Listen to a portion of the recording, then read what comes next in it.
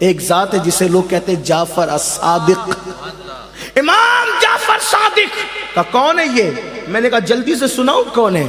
ایک پڑوسی کہتا ہے امام میں گھر بیچنا چاہتا ہوں، آپ میرا گھر خریدو گے؟ آپ نے کہا بالکل خریدیں گے۔ کہا کتنے میں؟ کہا جنت دوں گا،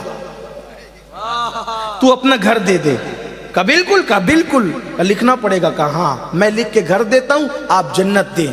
امام جعفر صادق نے لکھا میں نے اپنے پڑوسی کا گھر لیا، بدلے میں اس کو جنت دے دیا۔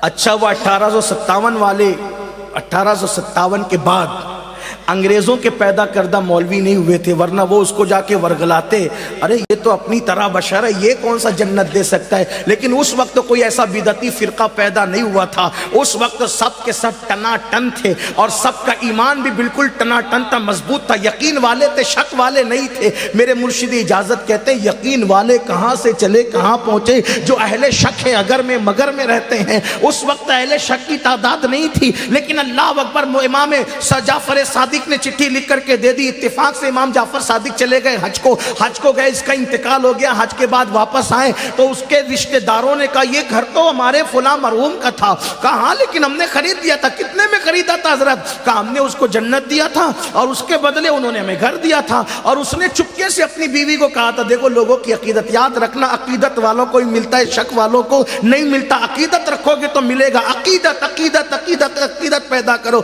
عقیدت کے ساتھ مزار پہ گئے تو اللہ کا دوست ہے، بد عقیدگی کے ساتھ گئے تو مٹی کا ڈھیر ہے۔ اچھی طرح یاد رکھنا، مانو تو ولی ہے ورنہ آپ کو مٹی کے سوا نظر کیا آنا ہے؟ ارے وہ تو ولی زمین کے نیچے جنت میں سو رہا ہے۔ اگر انسان کو مانو تو انسان ہے ورنہ وہ مٹی کا ڈھیر ہے۔ شیطان نے یہی تو کہا تھا آدم مٹی ہے میں آگ ہوں، اس کو کیا نظر آیا مٹی کے اندر؟ لیکن وہاں مٹی نظر آئی ہے، اور عاشق کہتا ہے بے دم سوار سی اب آدمی کچھ اور ہماری نظر میں ہے، جب سے سنا ہے یار لباس بشر میں ہے۔ اللہ اکبر، وہاں تو یار کی بات ہوتی ہے۔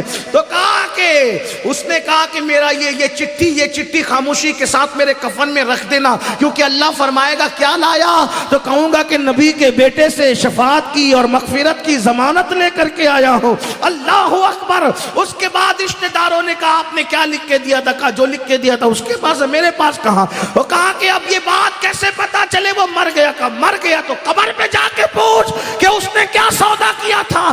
قبر پہ کیا پوچھے گا؟ جا تو صحیح۔ جب وہ رشتہ دار گئے تو اس کی قبر پر ایک رکا پڑا ہوا تھا، ایک طرف امام جعفر صادق کی تحریر تھی کہ میں نے جنت دیا، دوسری طرف اس کی تحریر تھی کہ جعفر صادق کا وعدہ پورا ہو گیا۔